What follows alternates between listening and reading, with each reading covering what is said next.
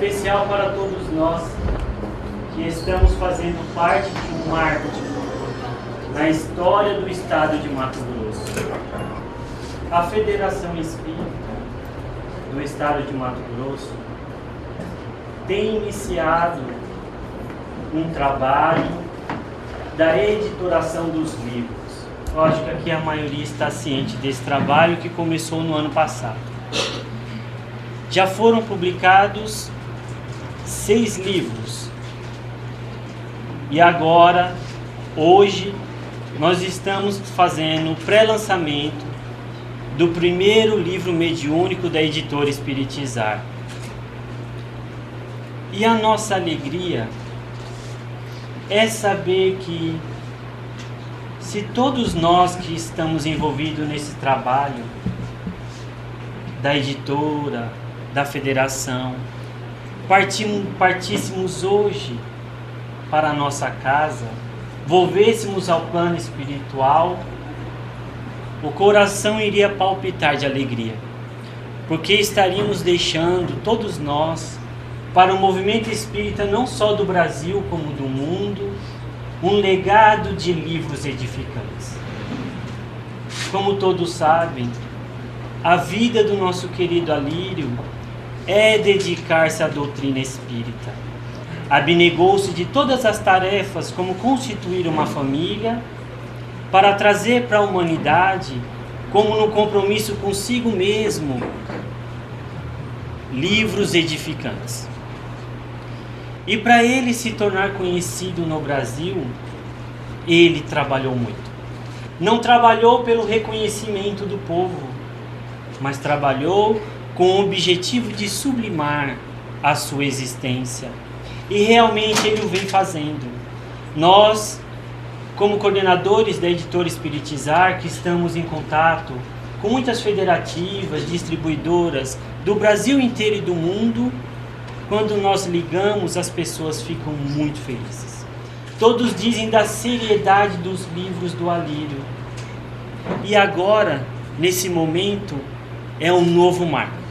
É o primeiro livro mediúnico do estado de Mato Grosso, pelo nosso querido Honório, um dos coordenadores do projeto Espiritizar.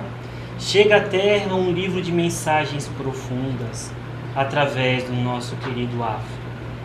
Então, nesta noite singela, onde tudo é muito simples, nós gostaríamos de comemorar a alegria verdadeira, que é o coração pacificado daqueles que estão fazendo bem. Então, nós gostaríamos de convidar a todos que neste momento possamos fechar os nossos olhos, silenciando profundamente e elevar os nossos pensamentos à causa de todo este banquete de luz. O responsável direto por essas obras, por este conteúdo, se chama Jesus Cristo. Sem Jesus em nossas vidas, seríamos todos como um barco à deriva no mar das lamentações. E é a Ti, Senhor, que nesta data tão especial, nós gostaríamos de lhe agradecer. Agradecer a oportunidade de, nesta existência, denominarmos espíritas. Auxilia-nos, Mestre, para que todo esse manancial de luz seja, através do conhecimento, da reflexão, o motivo de nossa vivência na Terra.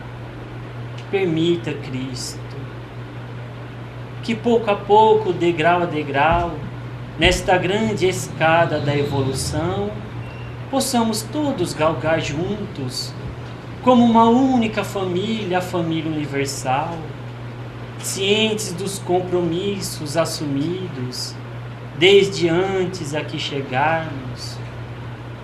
Estamos trabalhando a cada dia, a cada momento, para a grande libertação.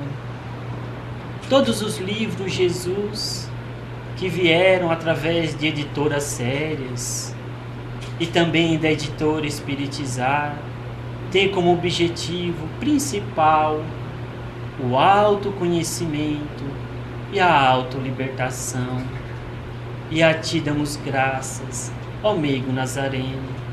Abençoe a todos nós que aqui estamos, os espíritos benfazejos, que se dedicam diariamente, deixando de viver nos mundos celestes já regenerados, para viver conosco nesse auxílio constante no aprendizado libertador. Que esta noite seja um marco em nossas vidas pessoais. Obrigado e esteja conosco hoje, amanhã e sempre. Que assim seja.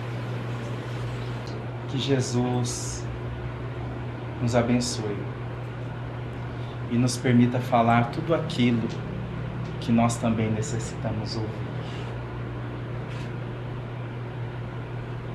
O ser humano sofre. E o seu sofrimento é resultado de enormes escolhas que fez profundas ao longo do tempo. A criatura humana incita nela as leis divinas que a levam para o desvendar, o deslindar da sua realidade cósmica transcendente. Ainda não conseguiu de pronto compreender a finalidade das suas potencialidades dentro dela própria. Muito diferente dos outros reinos da criação. A criatura humana, ela tem a capacidade de ir além, de conseguir consagrar o seu próprio tempo, compreendendo essa dádiva de Deus, o tempo de Deus. Mas hoje, eu gostaria de pedir licença para falar diretamente a dois companheiros conhecidos nossos de há muito tempo: o egoísmo e o orgulho. Meu querido irmão egoísmo, meu irmão orgulho, você tem nos acompanhado há tanto tempo, tem estado conosco há tantos séculos, tantos milênios, e a sua voz tem sido soada em nossa intimidade com tanta frequência.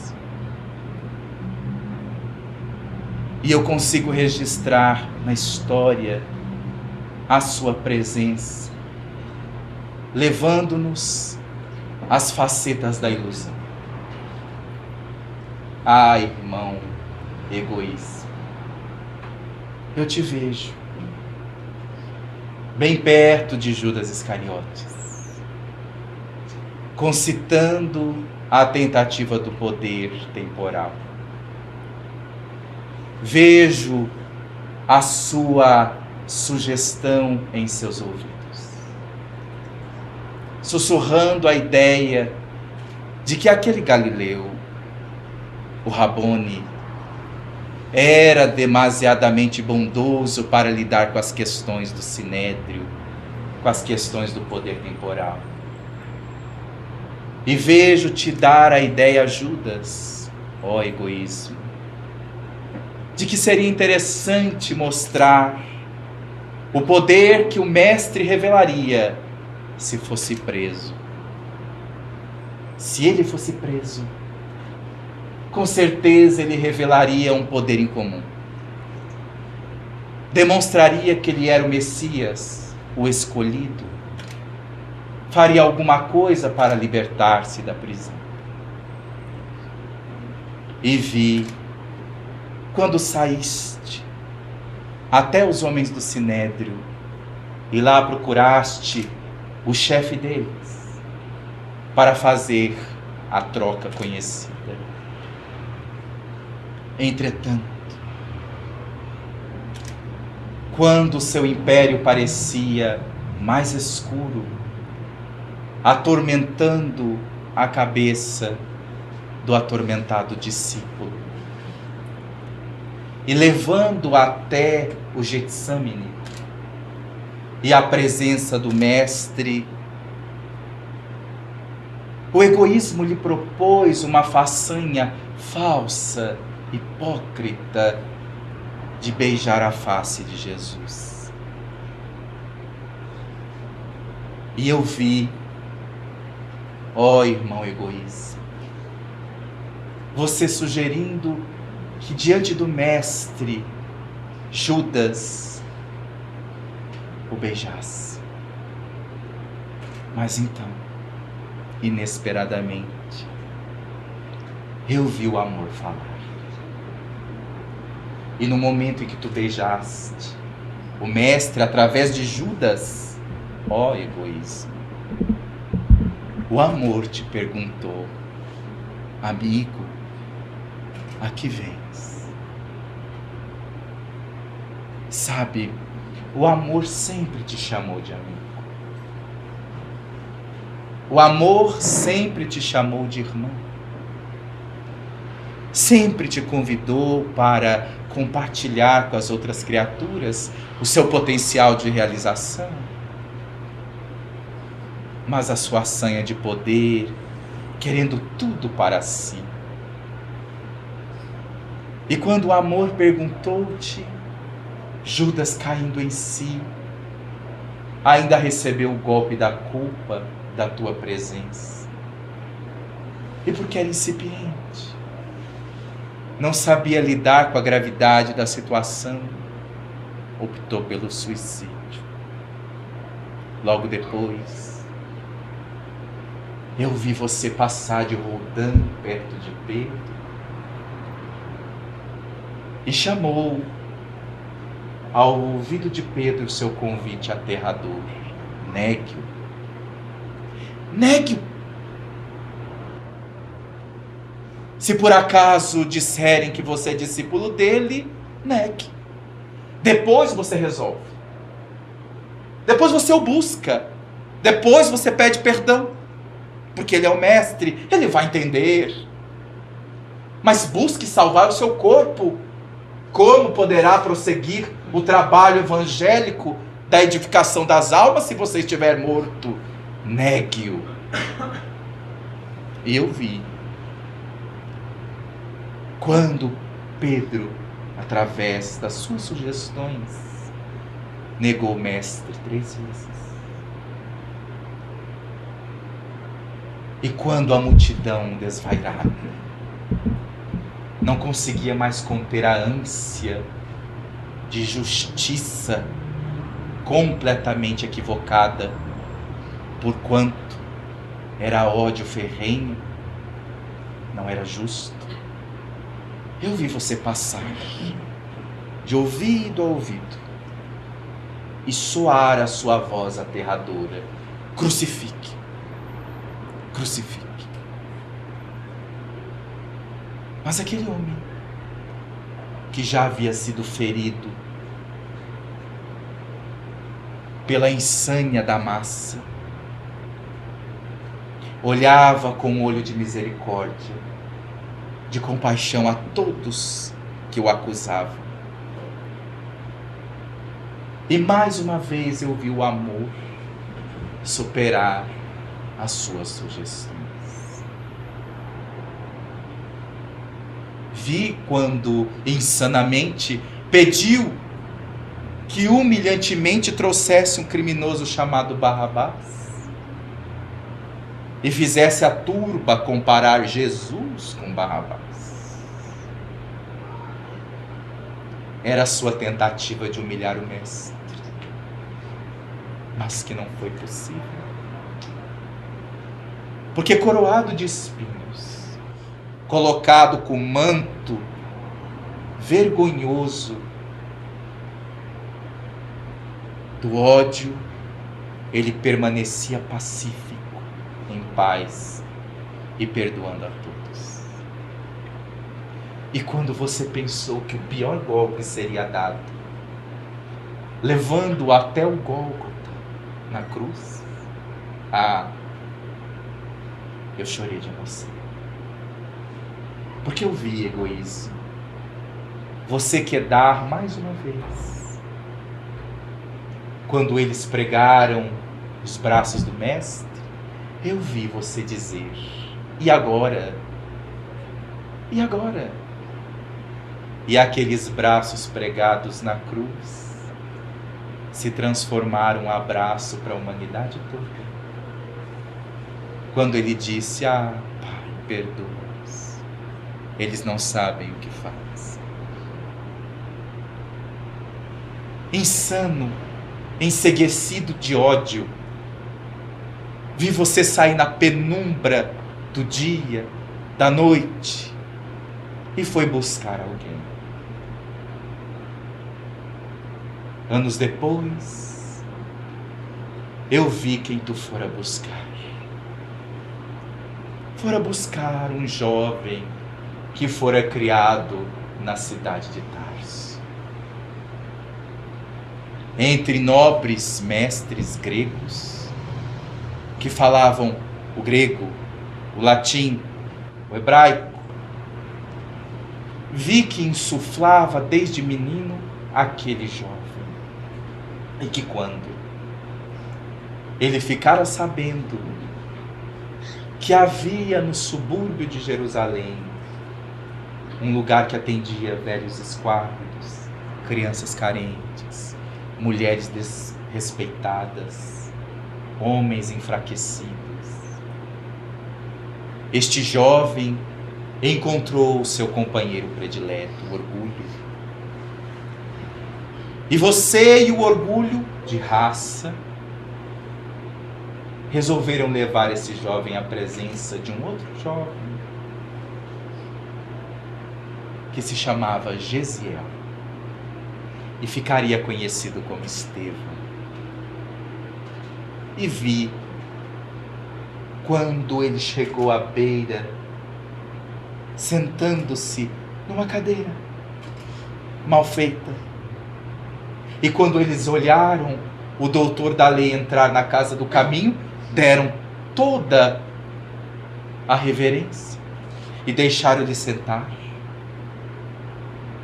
Para eles, que eram homens simples, de coração simples, de proposta simples, eles acreditavam que aquele homem conhecido perante os doutos da lei seria talvez um apoiador à nova causa daquele crucificado. Mas eu percebia por dentro a sua façanha. E logo que Gesiel começou a falar, e falava da beleza da lei de Moisés, mas da grandeza da realeza de Jesus, insuflou o jovem de Tarso a levantar e a gritar: Galileus, Galileus, onde está o senso de vossas doutrinas estranhas e absurdas? Como ousa proclamar a supremacia de Moisés, de Jesus sobre Moisés? Não era ele um simples carpinteiro? Mas novamente o amor apareceu. E ao invés de se espantar, de se sentir humilhado, de se sentir menor, o amor postou as mãos, olhou com profundidade o teu olhar, e pela boca de Estevão, o amor chamou a humildade e disse: é verdade. Ainda bem que Jesus foi carpinteiro. Porque como carpinteiro não vai nos faltar nenhum abrigo. Ele é de fato o abrigo de paz e de amor a todos nós. E a tua insânia foi tanta que fez com que aquele jovem saísse tresloucado e fosse procurar todos os recursos de mistificação para condenar aquele jovem Gesiel, levá-lo à prisão e à morte. E assim foi feito. E quando a extensão da sua insânia atormentava a alma de Saulo de Tarso, ele recebeu uma sugestão, da tua própria sugestão, de ir até a cidade de Damasco, para prender um pequeno velho deste tamanhozinho, de barbinha branca, de fala mansa, chamado Ananias. Então, a estrada de Damasco, o amor personificado apareceu. E mais uma vez, colocou-te de joelho. Saulo, Saulo, por que me persegues? E naquele momento, a pergunta mais profunda recebe também a contra-pergunta mais humilde. Quem sois vós, Jesus, e o que queres que eu faça? E a sua voz, egoísmo, tornou a silenciar diante daquele homem que, depois que recebeu a voz profunda na consciência, decidiu seguir adiante e se transformou em Paulo, o apóstolo. Mais tarde, o papado reinava e o poder era o bruto, era o mando. E naquele momento, as criaturas estavam empedernidas pela ideia das cruzadas. Foi quando o pequeno Giovanni Bernardoni chega e, trazendo uma ideia nova, ele convida a todos a renunciarem ao poder temporal para se transformarem nas pequenas graminhas de Deus. E como não conseguiu silenciar a voz do trovador de Assis, tentou ludibriá-lo, levando aos irmãos que conviveu com Francisco a ideia da luxúria, a ideia do conforto excessivo, dos braços cruzados, e vi suas sugestões imensas.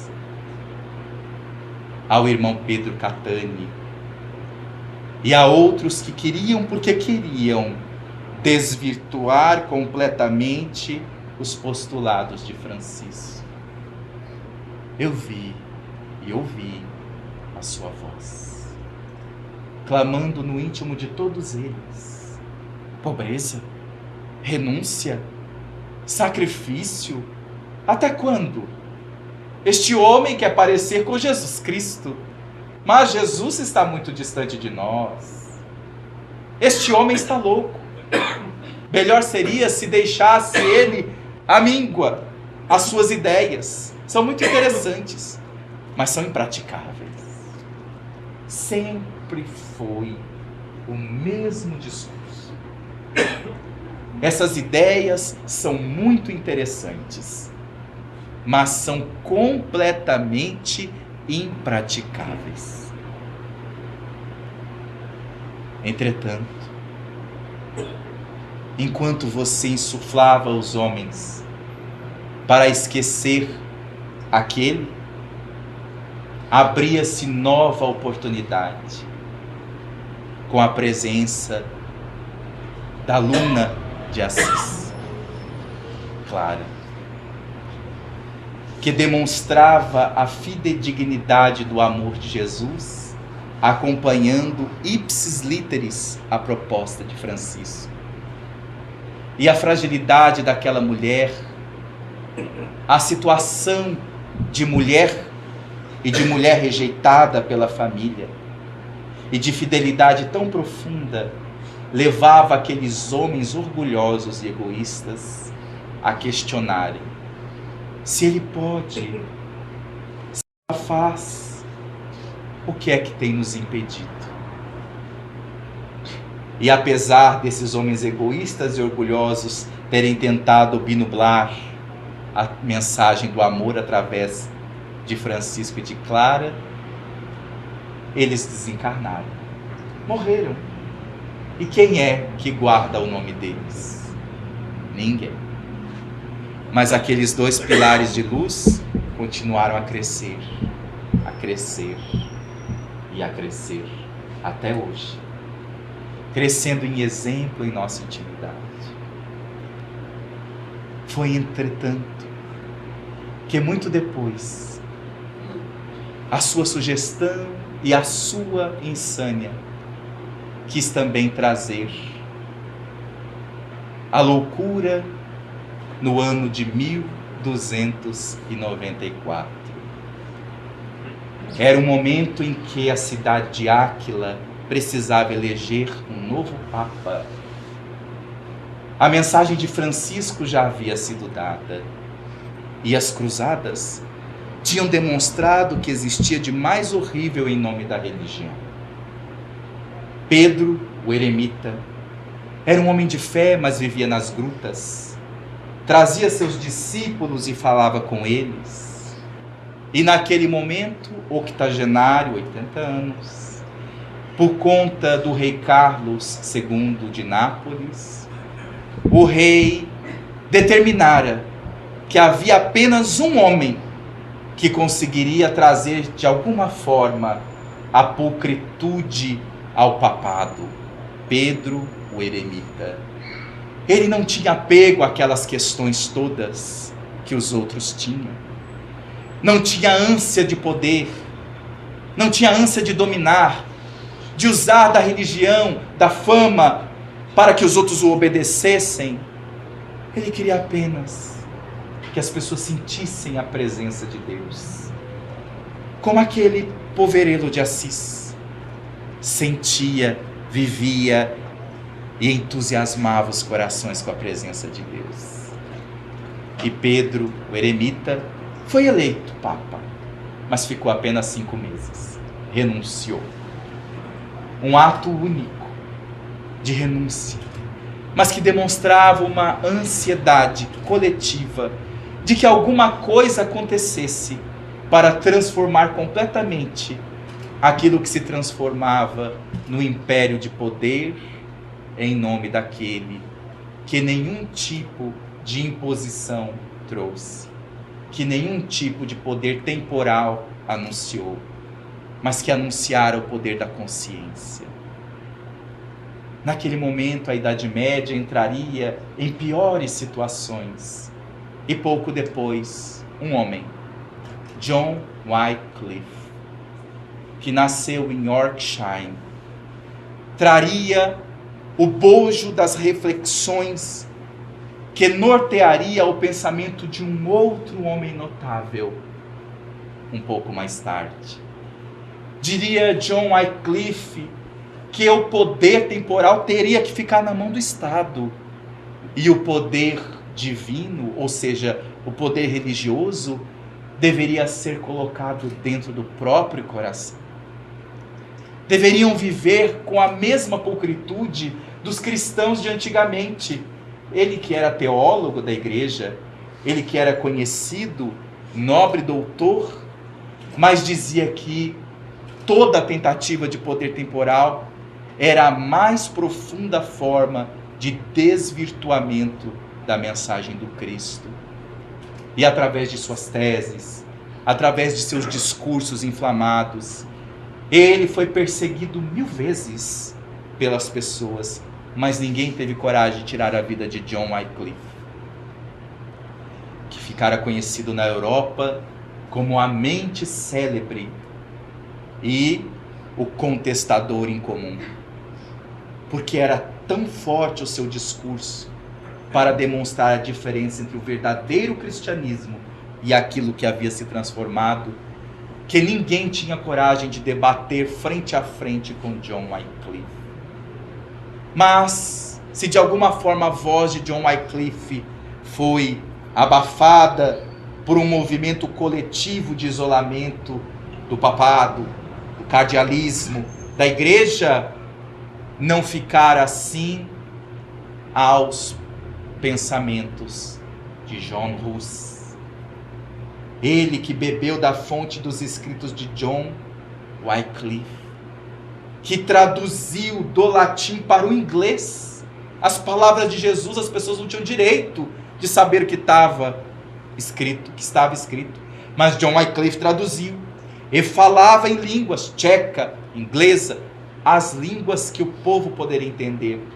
E John Hus, imitando John Wycliffe, também fez o mesmo, e pregando em vozes que norteavam milhares de pessoas, pareciam ouvi-lo dentro e fora da igreja, onde ele falava num púlpito, e dali ele emanava os pensamentos. John Hus era ninguém mais, ninguém menos do que a reencarnação anterior de Allan Kardec.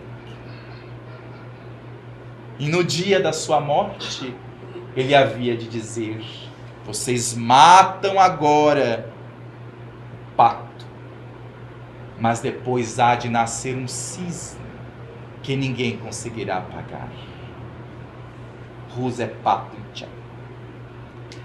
Então, quando ele entrega a sua vida inteira como pregador, e a ideia toda, a soma entre John Wycliffe e John Hus, 100 anos depois, na Catedral de Wittenberg, pregaria no ano de 1537 as 97 teses de Senhor Martim Lutero.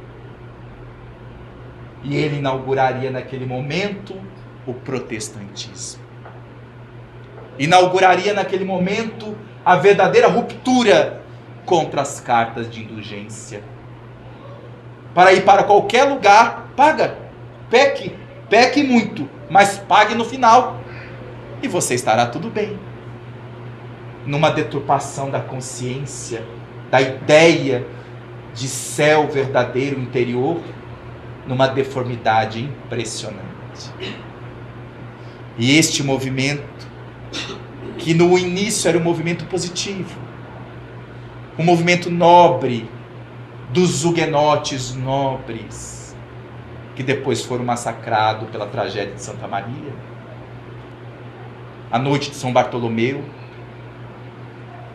E nós vamos entregar dentro da história a volta de John Hus como Allan Kardec. E novamente egoísmo. Você quedou-se de joelho, mas não podendo aceitar sua queda, chamou o orgulho de volta. E entre os materialistas, os positivistas, fizeram da vida de Allan Kardec uma vida de testemunho silencioso. Já não era mais Allan Kardec o pregador inflamado da reencarnação anterior, mas era o escritor silencioso, das horas noturnas, das apenas 3 horas de sono por dia, dos dias que ele podia colocar no papel com a força da alma que tinha os estudos minuciosos da terceira revelação. Então tentou soar suas vozes em todos os locais. Ah, mas eu vi a falange das virtudes todas se aproximando, e como virtudes que descem do céu e olham a sua plantação de tristeza e dor, egoísmo e orgulho. As falanges vêm e na mensagem profunda diz: venho como outrora dos filhos transviados de Israel. Ouvi a minha palavra. O Espiritismo é novamente a minha mensagem voltando aos corações.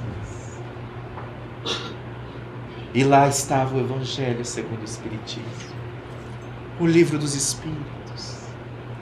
E veio vindo o livro dos Espíritos, o livro dos Médiuns, o Evangelho, Céu e Inferno, a Gênesis. E depois, as obras complementares e as virtudes semeando, sem ter como a sua presença evitar o nascedouro da terceira revelação. Tanta raiva.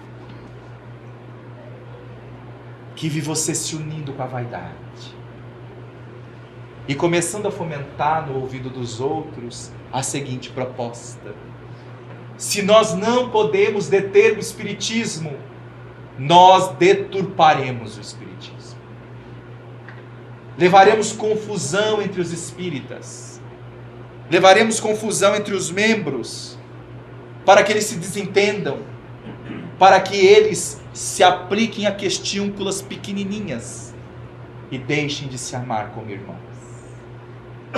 E vi, quando a sua proposta quis deturpar desde o berço francês, com ideias outras de outros, até quando a árvore bendita do Espiritismo transplantada ao Brasil e iniciada a sua semeadura de paz, você também chegou. Porém, eu tenho um recado para lhe dar, egoísmo. O tempo da consciência sem discernimento acabou. Os homens, cada vez mais, e as mulheres vão se esclarecer. Cada vez mais a mensagem pulcra de Jesus vai falar dentro dos corações. Não vai reverberar como palavras vazias e discursos inflamados, mas vai falar com uma atitude simples dentro da alma. Vai falar como condutas exemplos de pessoas que estão absorvendo a mensagem de Jesus e tomando ela para a própria experiência da vida diária. Sabe, egoísmo, os homens e mulheres estão cansados das suas sugestões. Sua voz mais parece um grunhido dentro das almas, porque grita para competir, para se desentender, para se macerar, para se massacrar. As almas estão cansadas. Ninguém mais suporta o teu apelo. E aqueles que ainda suportam é porque acreditam que tu trazes algum prazer dentro da alma. Mas tu não trazes nenhum prazer. O tempo do amor, que demonstrou a vitória dele sobre todos os momentos em tua existência, na existência da humanidade, agora vem avisar que todas as outras virtudes estão a postos para dissipar o joio do trigo. E a confusão que havia antes já não mais será possível. Porque vem com a clareza de um sol que chega o conhecimento das leis divinas na consciência. O funcionamento das leis divinas dentro de nós. A existência dos atributos de Deus em nossa intimidade. A presença amorosa de Deus em nossas vidas.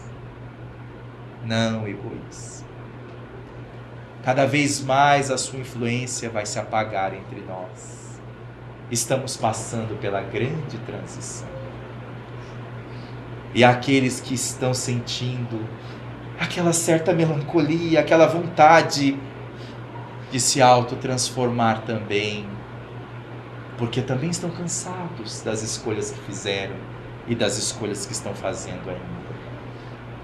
O teu império está terminando, pelo menos de forma tão bruta quanto agora. E sabemos nós que de certa forma todos nós somos Públio Lentulus, que observando a presença de Jesus recebe o convite. Aceita, Públio, agora. ou só depois na dobra dos milênios? Não queremos mais esperar a dobra dos milênios. Todos estamos interessados na mais profunda autotransformação. Então eu venho te pedir, em nome do amor, silencie. Porque a partir de hoje, o nosso maior interesse é ouvir a voz alerta dentro da nossa consciência.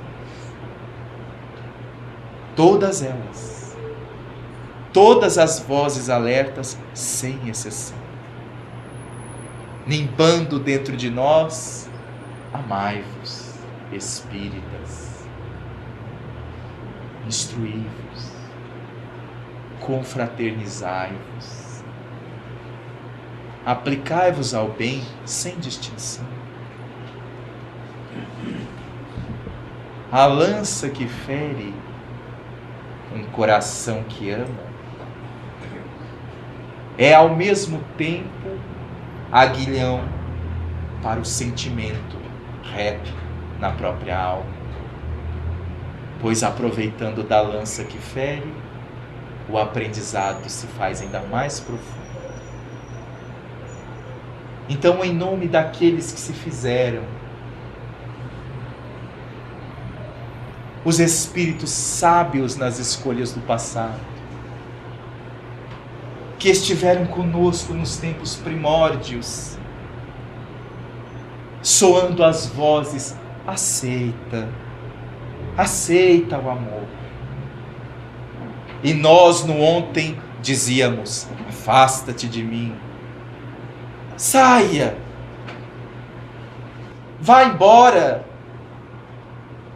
E outros de nós dizíamos: eu te odeio.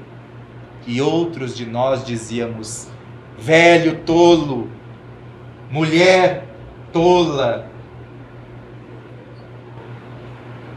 Eles estão novamente entre nós, nos convidando definitivamente para a grande embarcação rumo à felicidade. Não percamos essa oportunidade. A nau está de partida. A existência terrestre soa a cada segundo. E cada dia a mais é um dia a menos no corpo. Logo, o tempo é de Deus. Mas o que fazemos no tempo é nosso. Isso nos compete. E podemos fazer agora a grande escolha vitalizadora dentro de nós. E dizer de coração aberto: Deus, nosso Pai, cosmo de amor, vida pulsante da singela flor, ao astro rei, ímã do universo que aglomera as partículas em quantum de louvor. Sublime amor, quando poderei ver-te inteiramente sem o véu que cobre a minha visão?